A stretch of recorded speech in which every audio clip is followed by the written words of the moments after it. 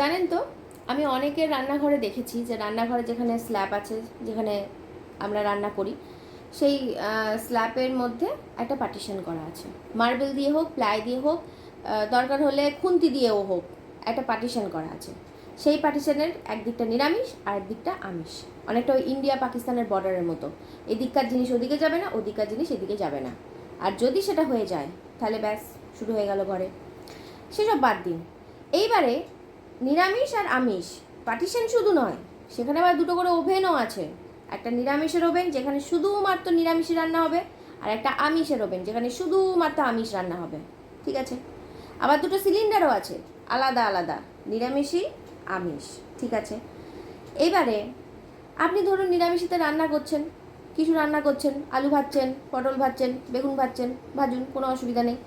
কিন্তু সেই আলু ভাজা সঙ্গে সঙ্গে যদি আপনি মাছটাও যদি ভাজেন, পার্টিশনের ওই পারের কথা বলছি, পার্টিশনের ওই পারে যদি একই সঙ্গে আলুও ভাজছেন, মাছও ভাজছেন, তো সেই আলু ভাজার বাষ্প আর মাছ ভাজার বাষ্প মিলেমিশে যাবে না?